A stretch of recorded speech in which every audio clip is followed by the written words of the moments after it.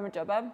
მე ანა ნოაბულაძე ვარ, ილიას სახელმწიფო უნივერსიტეტის მესამე კურსის სტუდენტი ლიტერატურათმცოდნეობის მიმართულებით და ილიაუნის სტუდენტური მოძრაობის წევრი, რომლის ფარგლებშიც ხდება ახლა ამ პოდკასტის ჩაწერა და დღეს ლაპარაკობს ლუკრეციუს სიჭინავა.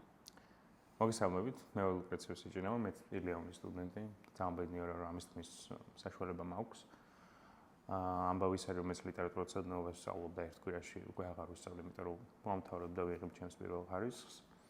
და ხო, ამ პროცესში ილიაუნის სტუდენტები ვარ ძალიან აქტიურად და ძალიან მიხარია. კარგი. ამაში ჩემი პირველი კითხვა იქნება ის თუ როგორ ხარ, რას ფიქრობ იმ პროტესტზე, რომელიც აგერ უკვე 2 თვე გრძელდება ქვეყნის მასშტაბით და როგორ შეაფასებდი ამ გავლილ პერიოდს?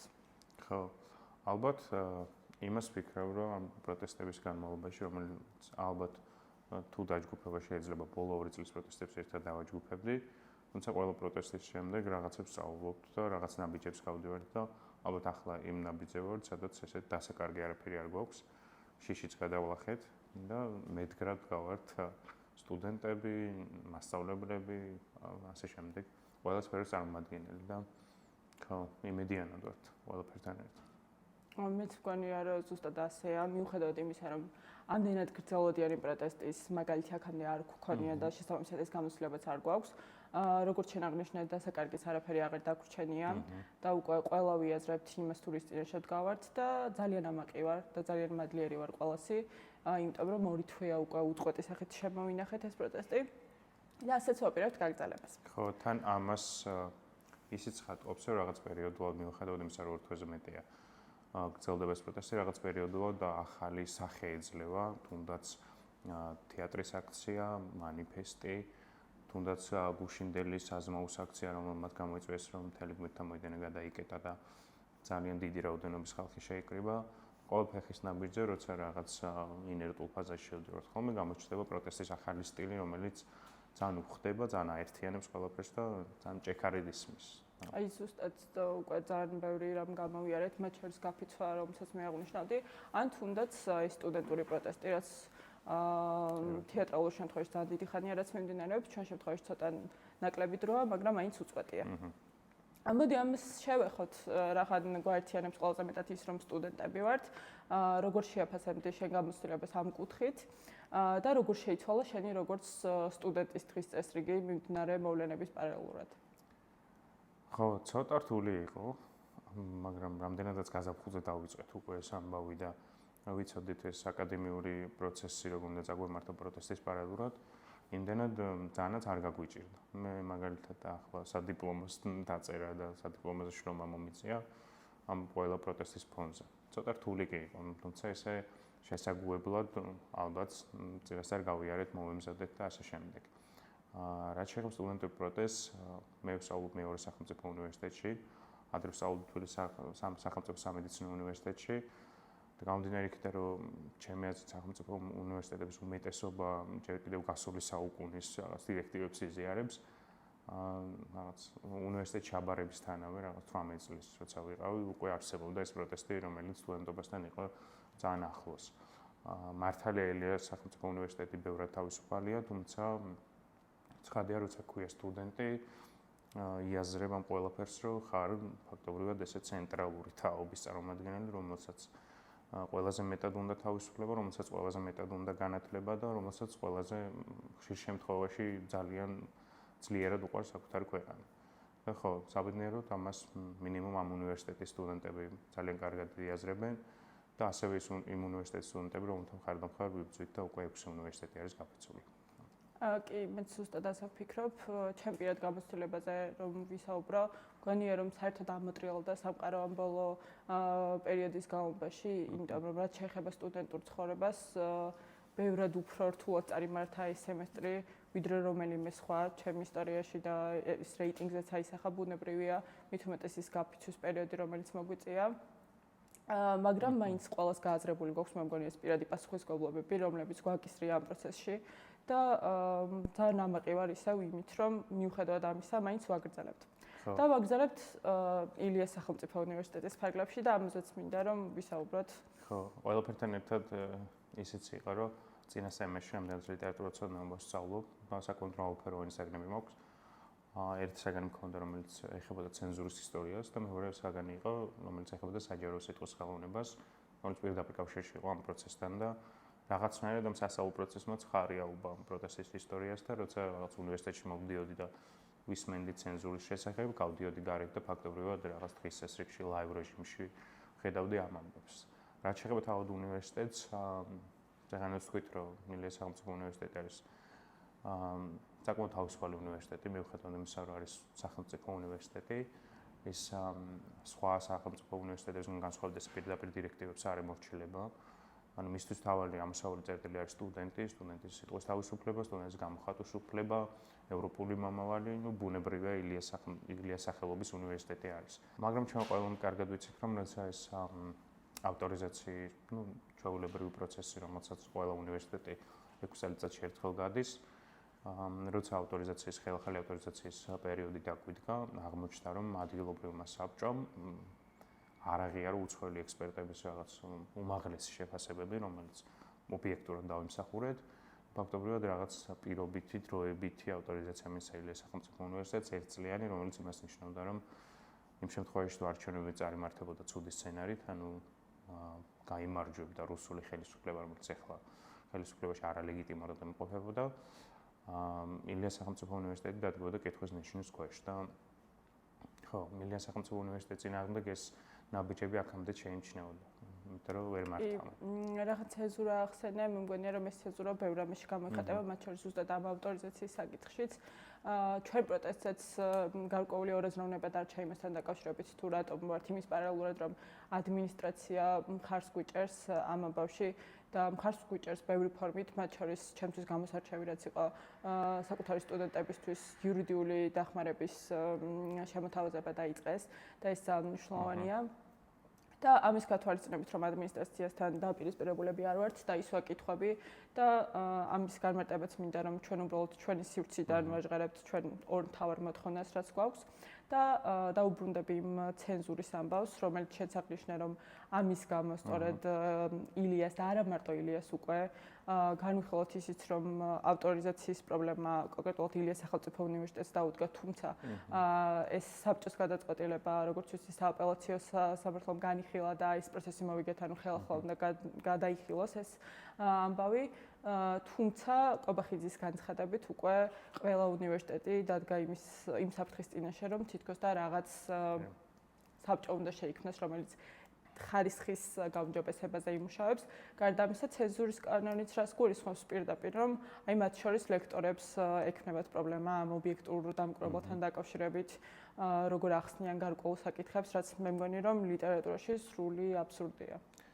ხო, მაგაზე ფიქრისას სულ ესეთ რაღაცას ვამბობთ ხოლმე, რომ ჩვენ რაღაც კონკრეტული ერთი ნაბიჯის წინააღმდეგ არ ვიცით, მაგალითად არ ვიცით, რომ რაღაც ილიას სახელმწიფო უნივერსიტეტის ემუქრება გაუქმება, ანუ ეს ყველა პროცესი თითისქნება, რასაც ძალიან ბევრი რაღაც მოყვება, მათ შორის რუსული კანონი, ცენზურის კანონი და ასე შემდეგ, არის რაღაც ნაკრები, რომელსაც ჩვენი რუსული არალეგიტიმური ხელისუფლება გვთავაზობს.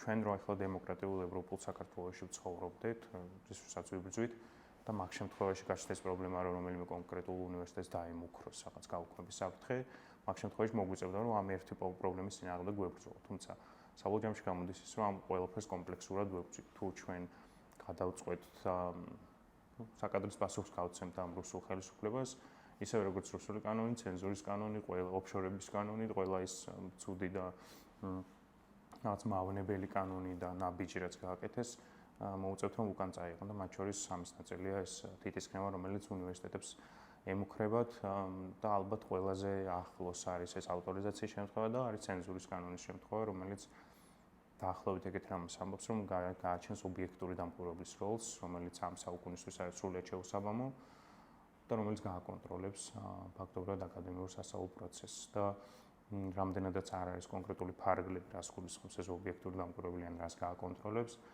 ეს მათ აძლევს საშუალებას და ბერკეტს, რომ ფაქტობრივად ყველა ნაბიჯზე მართონ ისეთი თავისუფალი უნივერსიტეტები, როგორც არის ილიას სახელმწიფო უნივერსიტეტი. კი, მეც მგონია, რომ რაღაც პასუხს შეეხე.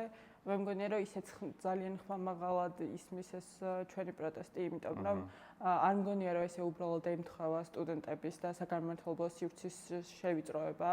და მგონია რომ ძალიან კარგად ესმით ჩვენი პროტესტი და ზუსტად იმან გამოიწვია ჩემი აზრით კობახეთის განცხადება რომ ამდენი უნივერსიტეტიდან ისმის ჩვენი ხმა.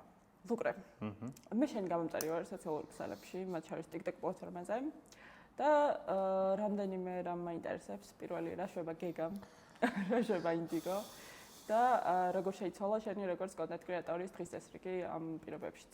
მოკითხვა გეგას და ინდიგოს და რაც ეხება კონტენტ კრეატორობის ამბავს, ყველაფერთან ხვდებით რომ ეხლა ბრძოლა არის არა მარტო ქუჩაში, არამედ სოციალურ ქსელში, ინტერნეტ სივრცეში, იმიტომ რომ ფაქტობრივად გამოწვევების წინაშე დგავართ, სადაც ჩვენს წინააღმდეგ არის როგორც ძალოვნები, უსამართლო სასამართლო და არის პროპაგანდა და რობოტები, რომელიც ინტერნეტ სივრცეში არსებობს და რომელიც ძალიან დიდი რაოდენობით დეზინფორმაციას ავრცელებენ. რამდენადაც ჩემი კონტენტ სივრცე ან ვიდეოები ძირითადად დათმობილი იყო სულ წიგნებთან დაკავშირებით, იმიტომ რომ ჩემი პროფესია არის. ამ ეტაპზე, ამ პროცესების პარალელურად მომიწია ძირადით შეცვლა. რაც იმას გულისხმობს, რომ პარალელურად ვლაპარაკობ იმ პოლიტიკურ ვითარებაზე, რაც ჩვენს ქვეყანაში დგას და იმ მდგომარეობაზე, რომელიც შეიძლება ისე განვითარდეს, როგორც რაღაც კონკრეტულ წიგნში, სადაც დიქტატურაზე არის საუბარი. აქედან გამომდინარე, თითქმის ძირითადად საუბრობ პოლიტიკაზე, ძირითადად საუბრობ რაღაც უხერხემლო ახალგაზრდებს, ძირითადად საუბრობ იმ მდგომარეობაზე, რომელშიც მინდა ჩემი ქვეყანა იყოს და რომელშიც არის ახლა. და ხო, ჩემს სივრცეში საბედნიეროდ ყველა ხვდება ამას და ყველა იყენებს თავის პლატფორმას, თავის კომუნიკაციის საშუალებებს, თავის აუდიტორიას, რომ ეს არეალი საუბრის ძალიან გაიზარდოს. მე ძალიან მადლიერი ვარ ამით. და ჩვენი პლატფორმებიც პრინციპში ამას ემსახურება, მათ შორის ეს პოდკასტიც ამისკენაა მიმართული და მგონია რომ ყველა სივრცე ეს ინფორმაციული, სადაც შეგვიძლია ყოველფრით უნდა ვისარგებლოთ და ყველა სივრცე უნდა ამოვავსოთ. და მგონია რომ რაღაც სტუდენტების, ახალგაზრდების მიმართ არის ესეთი პროპაგანდას ჩაშვებული, რომ თითქოს ვერ ვიაზრებთ, სად ვდგავართ, ვის გვერდით ვდგავართ, თითქოს რაღაც ჩვენ გვაქვს თვითონ ინფორმაციული ნაკლებობა ამასთან დაკავშირებით და მგონია რომ ძალიან მნიშვნელოვანია რომ ყველას, ვისაც აქვს შესაძლებლობა რომ ისაუბროს, ხმა უნდა აიმაღლოს, ვინაიდან ვაჩვენოთ რომ ეს ასე სულაც არ არის. არ მგონია იმ ადამიანებს, ვინც ეხლა საკანონმდებლო ორგანოებში შედან, იმაზე მეტი განათლება ჰქონდეს, ვიდრე გვაქვს ჩვენ ახალგაზრდებს, მით უმეტეს რომ პრეზიდენტად დაგვისვეს ის ადამიანი, რომელსაც საერთოდაც არ აქვს უმაღლესი განათლება. და რომელზეც გითხეს, რომ არაჩვეულებრივი ქართველი კაცი ჰაბიტუსი აქვს და ჩვენ უპასუხეთ, თუ ჰაბიტუსით არჩევთ საქართველოს პრეზიდენტს, ჩაატარეთ მისტერ ვალენტინი, სადაც არ მგონია ნაკლებ ჰაბიტუსიანი ადამიანებიც იყვნენ. ან საფეხბურთო ტურნირში უკვე უფრო შანსი ექნებოდა მე ვფიქრობ, იმიტომ რომ ჰაბიტუს მეპირედეთ მაინც თუმცა დამუწულებდი. გავიხსენეთ ის, რომ წლების წინ მას საფეხბურთო ტურნირში, არა საფეხბურთო ტურნირში, არამედ თანამდებობაზე, რომელიც ფეხბურთთან იყო კავშირში, იმან შეუშალა ხელი, რომ არ ქონდა დიპლომი. მაგრამ საქართველოს პრეზიდენტობაში ხელი არ შეუშლია, როგორც აღმოჩნდა, თუმცა ჩვენ ყველამ კარგად ვიცით, რომ ეს არის არალეგიტიმური პროცესი, აქედან გამომდინარე, საქართველოს პრეზიდენტად ისევ რჩება ქალი პრეზიდენტი. რა თქმა უნდა. რადონეზე სასაცილოც არ უნდა იყოს ეს პროცესი, მაინც რთული გასააზრებელია ის თუ როგორ აკნინებს განათლებას კვლავაც ეს ფაქტი და მოკლედ სამწუხაროა საერთოდ ჯამში. კარგი. წეგენ ახსენე საპოლიციო მანქანა, რეპრესიული მანქანა, რომელიც აქტიურად მუშაობს. შენ ხომ არ შეგეხო პირადად ან სადმე ხომ არ დაუბარები ხარ სასამართლო პროცესზე, სხვის სასამართლოზე თუ იყავი და რას ფიქრობ ამასთან დაკავშირებით? ისე აღმოჩნდა, რომ რაღაცნაირად სასამართლოზე ჩემს რანგში, ჩემს წინააღმდეგ დაწყებული საქმე არ ყოფილა, თუმცა მაგაც ხშირად ვსაუბრობ ხოლმე.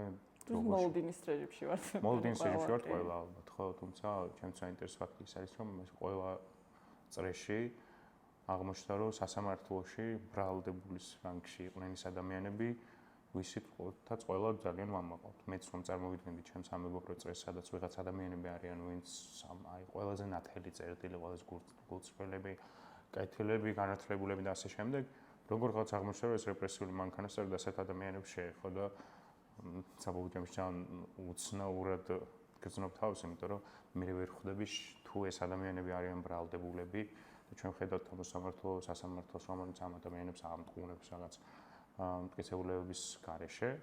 მე ვერ ხვდები, რომ თუ შენ მოგიწევს იგივე სასამართლოში ყოფნა, როგორ შეიძლება ასეთი კარგი ადამიანების ფონზე შენ უფრო რაღაც მართალი აღმოჩნდე. რაც ფაქტობრივად შეუძლებელია. და ხო, ალბათ ეს ყველაფერიც მაგის ნაწილია, რომ როცა ამ ყველაფერს მოვიშორებთ იმ სისტემასაც, რომელსაც დღევანდელი ქართული სასამართლო ქვია, რომელიც ფაქტობრივად ძალიან დიდი თანამონაწილე, ძალიან დიდი დამნაშავეა ამ წამებაში, რაც ამ ორი თვის განმავლობაში ვნახეთ. ამეთ ზუსტად ასე ვფიქრობ და ვიტყოდი იმას, რომ ჩემი აზრით ეს ყველაფერი უფრო მეტად დაშინებას ემსახურება, ვიდრე ვინმეს დასჯას, იმიტომ რომ ესეთი დამნაშავე პრინციპში არც არსებობს. მგონია, რომ ის ახალი სტრატეგიები, რომლებიც მათ შეიმუშავეს, სწორედ რომ აი დაშინებისკენაა მიმართული, მაგალითად, მქონდა ისეთი შემთხვევა, როცა მათ შორის ჩვენი მოძრაობის წევრებს დაურეკეს და უთხრეს, რომ უბრალოდ იბარებდნენ არა პროცესზე, არამედ აი უბრალოდ იბარებდნენ სასამართლოში და აი დღეს მოდი მე რომ უთხრეს რომ დღეს არ გვცალია ესეთი პასუხი მიიღეს რომ კარგი 2-3 დღეში ვალიდში მოდი რაც აბსურდია სასამართლო უწყების მხრიდან როცა რაღაცა ოფიციალურ ორგანოს წარმოადგენს და კანონის ფარგლებში უნდა ჭდებოდეს გარდა ამისა ყოფილ ვარ სასამართლო პროცესებზე სადაც ყოველთვის ერთი და იგივე სცენარი მეორდება მოდიან ის ცრუ მოწმეები რომლებიც რეალურად არც კი იყვნენ დაკავების ადგილას და საინტერესოა ის ფაქტი, აღონდა ეს ბოლომდე ვერ მოხსენი, რატომ ხდება ასე, უბრალოდ გვაჩვენებენ, რომ შეუძლიათ ესეთ რამის გაკეთება, თუ მართლა იმდენად არაორგანიზებულები არიან, რომ ერთმანეთშიც კი არ ეთანხმებენ ამ თავიანთ ჩვენებებს და მოწმეები ცდებიან ამ ალბათ დაშინებას ემსახურება ეს ყველაფერი, იმიტომ რომ ამბობენ, რომ რაღაც მტკიცებულების არარსებობის მიუხედავად შეუძლია ფაქტობრივად ნებისმიერ საქმე შეკერონ და რა მოხდება თუ ჩვენ რაღაც მცირე საბაბს მივცემთ მათ. და ჩვენ ხედავთ მზიან ამაღლობელს, რომელმაც წარმოუდგენელი სტრესის ფონზე სილა გააწნა პოლიციელს, რომელმაც შემდეგ კიდევ უარესი რაღაცები ჩაიდინა, ჩვენ ვიცით რომ მან ფაქტობრივად აფურთხა. მე დავამატებ, რომ მზია ამაღლობელის პარალელურად ბათუმში დააკავის თემურ ქათამაძე, რომელიც პირდაპირ ამბობს, რომ ირაკლი დგებუაძის ოფისში თავად ირაკლი და სხვა პოლიციის წარმომადგენლები ფიზიკურად ძალადობდნენ მასზე. და ის იყო მზიას შემთხვევაშიც ამაზე საუბრობდი შენ. ხო, და ჩვენ ხედავთ, როცა ეს პატარა რაღაც ინციდენტს მოაყოლეს ამბავი, რომლის მიხედვითაც მზია, რომელიც ფაქტობრივად ნედგაზეთს და ბათუმელებს მართავს უკვე 200 წლებზე მეტი და არის ნებისმიერ პირობებში, ნებისმიერი ხელისუფლების პირობებში არის თავისუფალი მედია, რომელიც ფაქტობრივად ყველაფერს უსვამს კითხვას, ანუ ასრულებს სრულად თავის საქმეს. ხედავთ ესეთ ადამიანს, რომლის იმედიც გვაქვს ჩვენ. და რომელსაც უპირებენ ისეთ დამნაშავედ ცნონ, რომელიც ფაქტობრივად რამდენიმე წელს ითვალისწინებს. და თან ამაზე მიფიქრება ხოლმე სულ, რომ მზია, ისევ როგორც ალბათ მისი მთელი ჯგუფი, რომელიც ბათუმელებთან და ნედგაზეთთან არის, ამდენადაც ნამდვილად თავისუფალი მედია და ჩვენ ყველას მათი იმედი გვაქვს, არის ის ადამიანი, რომელიც სხვა პირობებში იმ ადამიანებსაც დაიცავს, რომელიც ახლა მის წინააღმდეგ იბრძვის. თუ ისინი აღმოჩნდნენ ფაქტობრივად რაღაც ისეთივე დიქტატორული რეჟიმის მსხვერპლები, რომელიც ახლა თვითონ არის. და ასეთი ადამიანები არიან ციხეში, ასეთი სამშობლოზე შეყვარებული თავის საქმის პროფესიონალი ადამიანები არიან ციხეში, იმის გამო რომ სისტემა რაღაც წარმოუდგენელი საშინელებებით მუშაობს. და ჩვენ ვიცით, რომ მზია უკვე მე-19 დღეა შიმშილობს და ფაქტობრივად გავიგეთ, რომ მას არ შეუძლია გადაადგილებაც სრულყოფილად, რომ ადვოკატამდე მივიდეს და თავის მდგომარეობის შესახებ მოახსენოს და ვიცით ისიც, რომ ასევე სამედიცინო ექსპერტიზა, რომელიც არსებობს, ფაქტობრივად ამდენიმე დღის განმავლობაში არ გვაწვდის ცნობებს, რა მდგომარეობაში იმყოფება მზია. აბსოლუტურად არასრულყოფილად მოგვეწოდება ციხიდან ცნობები, იმიტომ რომ არა მარტო მზიას შემთხვევაში, ბევრი პატიმრის შემთხვევაში იყო ასე, მაგალითად აი ბოლოს გავრცელდა, რომ გლდანის ციხეში ერთი ადამიანი სასტიკად ცემეს, თუმცა საავადმყოფოში შევიდა ინსულტის შემთხვევით. და მშობლებსაც კი არ გააგებინეს ამის შესახებ. გარდა ამისა, ის ადამიანები, რომლებიც მზიასთან მზიასადმი სოლიდარობის ნიშნით შიმშილობდნენ, ეს იყო რევოს გიგნაძე და ნიკოლოზ ჯავახიშვილი. როგორც ვიცი, ნიკოლოზ ჯავახიშვილი გადაიყვანეს სამარტოო საკაშიების გამო და ელემენტარული პირობებიც არ შეუქმნეს. მოკლედ ასეთი ამბებია უშუალოდ შიგნით. მაგრამ ისევ პროცესებს რომ დაუბრუნდეთ, ნახეთ აი ეს აბსურდის თეატრი ბევრ პროცესზე, მათ შორის იმ ბიჭების პროცესზე, რომლებიც ახლა სისხლით სხედან, თუმცა ჯგუფური დანაშაულით ხდება მათი გასამართლება ამ ბრალდებით, ერთმანეთს არ ცნობენ კი და გავიხსენებდი ანდრო ჭიჭინაძეს, რომელმაც ეს აბსურდი ძალიან კარგად ახსნა კაფკას პროცესის მაგალითზე. და სწორედ ამ პარალელით შეეძლო უკეთ დაინახებია მთელი სიტუაცია. ჩვენ გვაქვს იმის ფუფუნება, იოზეფ კესარი იყოს, რომელზეც კაფკამ პირდაპირ დაწერა პროცესი და ვხვდებით ამ ეს მარიონეტულ პროცესს, სასამართლო პროცესს, რომელსაც უსამართლო აწყობს და არალეგიტიმური ხელისუფლება. რაღაც გვაქვს ციგნი, რომელიც მარია რესამ დაწერა, როგორ დავამარცხოთ დიქტატორი და ეს რაღაცა კულტო ციგნიც გახდა, რამდენადაც ამაღლობად სასამართლო პროცესზე ეჭირა ეს ციგნი და ცხადია გვაქვს ის ლიტერატურა, რომელიც ძირითადად გასულ საუკუნეში დაიწერა და ძირითადად ფაქტობრივად გეგმის სახით გვაქვს თუ როგორ შეიძლება დავამარცხოთ დიქტატორი, როგორ შეიძლება ამ ყველაფერს ვებრძოლოთ, ან რა მოსალოდნელი მდგომარეობა და დღესასწაული შეიძლება ამოყვეს ამ ყველაფერს და ამ პროცესის პარალელურად ფაქტობრივად გაზაფხულზე ვიპოვე წიგნი, რომელსაც ძალიან დიდხანს ვეძებდი. ეს იყო ჰერტა მიულერის გულისხმეცი და ჰერტა მიულერი არის ჩემი ერთ-ერთი ყველაზე საყვარელი წიგნი, თუ ერთადერთი არა, რომელიც რაღაც რუმინე დიქტატორზე ჩაუშესკოზე წერს და იმ დიქტატორზე, რომელსაც თვითონ მოესწრო, თვითონ მოუწია ამ პროცესების გავლა და გულისხმეცი არის რომანი, რომელშიც ის ნაწილობრივ ხატრულ ამბავს იგონებს თუ წერს, სადაც ძირითადად აი ჩვენს მაგალითზე სტუდენტები არიან მთავარი გმირები, რომლებიც მიდიან ქალაქგარეთ და კოიტესში კითხულობენ ლიტერატურას, რომელიც აკრძალული არის და მანიფესტირებენ ესე თავისუფლებას და ეს ძალიან საინტერესოა, რამდენადაც ჩვენ ნახეთ რაღაც ცენზურის კანონთან დაკავშირებული პროცესები, როცა ჩვენ უნივერსიტეტის წინ ესე საჯაროდ კითხულობდით ტექსტებს და საუბრობდით ტექსტებზე, რომელსაც შეიძლება ცენზურა დაემუქროს.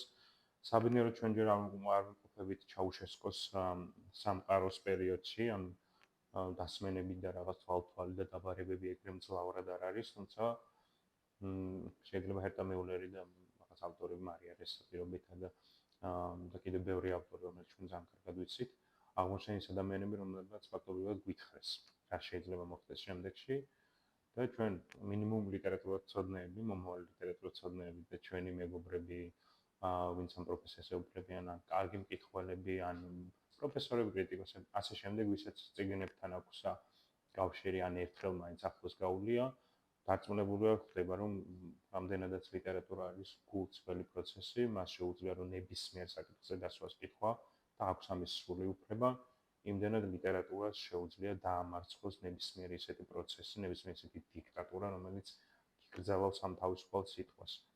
ამ ამბავში სრულიად გადახვევი. მაგრამ ვერ გამოყევი იმ სიტყვაში, როცა თქვი, რომ ის მოსმენები, დასმენები და ის საპოლიციო რეჟიმი, რომელიც ლიტერატურაში ასახული, შორს არის ჩვენი რეალობისგან, იმიტომ რომ მგონია, რომ ზედმეტად ახლოს არის პირიქით და ზუსტად ახლა ხდება ის, რასაც შესაუბრებდი. პრინციპში ალბათ ჯერ ჩაუშესკოს მდგომარეობაში არ ვარ, თუმცა ცხადია. ბევრი არტიკლია მე ესე ვფიქრობ. და სადაც ლიტერატურა ვახსენეთ, მით უმეტეს აკრძალული ლიტერატურა და ცენზურის კანონი, ვფიქრობ ბრედბერის რომანიც უნდა ითქვას 451 გრადუსი ფარენჰეიტით, სადაც ზუსტად ის დისტოპიური რეალობა არის ასახული, სადაც წიგნებს გრძალავენ, წვავენ. თუმცა ასევე გავიხსენებდი სენეკას მედეას, რომელიც პირდაპირ ამბობს ჯერ კიდევ როდის, რომ ძალიან ხანმოკლეა ის უსამართლო ძალაუფლება, რომელიც იმ დროიდელ დიქტატორს აქვს. და ალბათ რამდენადაც ყველა ცხოვრებაში პირველად ლიტერატურული ტექსტი შემოდის ხოლმე ზღაპრის საშუალებით, იმდენად ჩვენ ყველამ კარგად ვიცით, რომ ზღაპრის ბოლო ფინალი არის ძალიან ლოგიკური ხოლმე, რომ ზღაპრის ბოლოს იმარჯვებს სიკეთე ერთიანობით და ბოროტება აუცილებლად მაწყდება. და ბოროტება ისეთი, როგორც შეიძლება იყოს, არალეგიტიმური ხელისუფლება, რომელსაც აქვს სურვილი ქვეყანას შეუწყალოს რელსები და გადაიყვანოს ჩრდილოელი მეზობლის რაღაც მხარეს, რომელიც არ მოხდება. ცხადია. და ლუკრეციას იჭიდავა მერცხალ თქვა. ბოროტება ყოველთვის მარცხდება, რაშიც არ შემიძლია რომ არ დაკეთახვა. ძალიან საინტერესო იყო ლუკრეშენთან საუბარი. და ჩვენ ამ ყოველკვირეული რუბრიკით გაგაცნობთ იმ საინტერესო ადამიანებს, რომლებიც ილაპარაკებენ საინტერესო გამოცდილებებზე, მათ შორის პროტესტის ირგვლივაც. კაი, მადლობა. უნდა ჩავხედოთ ერთმანეთს. კენი მადლობა. მე მინდა რომ ყურში მესმოდა ეს, უფრო სახალხო ექნება. მე მესმის ხოლმე, იცი? მართლა? ხო, და დავიწყებ ფსიქოლოგთან ზიარული. შემოდგომის დასაწყისში, როცა ეს ავტორიზაციის გამწარი ვარ, TikTok-ზე პირდაპირ გეტყვი და და მე შენი გამწარი ვარ. მართლა, ძალიან მიხარია. ვიცი რა. როგორც კონტენტ კრეატორი. აუ რა! რა უნდა თქვა? ჩაუსი. დაკატე. ხოდა დაკათა მართლა. ჭაქენი. ვერ დაკათა. თავიდან დაკითხა ვაფშე? და როგორ აუნ ვიცი. გაკაცინებს რა. რამდენი ეთერი გასწოთ, სადაც რესპონდენტი შუა ეთერში დგება და მიდის. ბებიცან. ხო ძალიან ბევრი. უცოლო. მე მინდა რომ ეს პაკეტი გავამდიდროთ. აი. დანერულ შეგაქცია. მურება მუქიო. მოჭო ამჩქო მაგრამ მარგარი. სი მარგარი რეკო. არ შემილია. Sorry. არაფერი არ მესმის. ო მასენა კარორი. მუჭორეკ წიე. ხო, მე მეტი არ ვიცი. მომჭიეთ მდგარენებს. კაი, ლუკრე. სოფუანთ ბანანებდა. ლუკრე. ხო. აქტიურად ხმარობ TikTok პლატფორმაზე. რამე მოსკოვია. აა მასკოვინეთ ახლა. კონი თვითონ გავამ. გასტა აყაროს და მოდი მოგავი. კიდე რას ხმარობ თქოს. უკეთესის ხაშია. ლუკის ხეშიერი. თან არ არის, მაგრამ არის ბაჟე, ყოველგვარი კომპოსტი. და ვიცი რომ მე ვარ მეგრელები, მეგრული ენა, ყველგან ვარ და მეგობრებო, ჩვენი პოდკასტი ახლა ხომ უბრალოდ მეზისება. ხომ. ანუ რა ვეთქვი, კაი, ხომ არ ვიჭამიათ. ძალიან ცუდია, ხომ არის ყველაზე ცუდი კერძი. ანუ რა სოძრო ყოველთვის. არა, ხუია. კაი, ჯერ. მე მოდი ახლა თან გავაგზავნოთ ჩვენი პოდკასტი მეგრულად.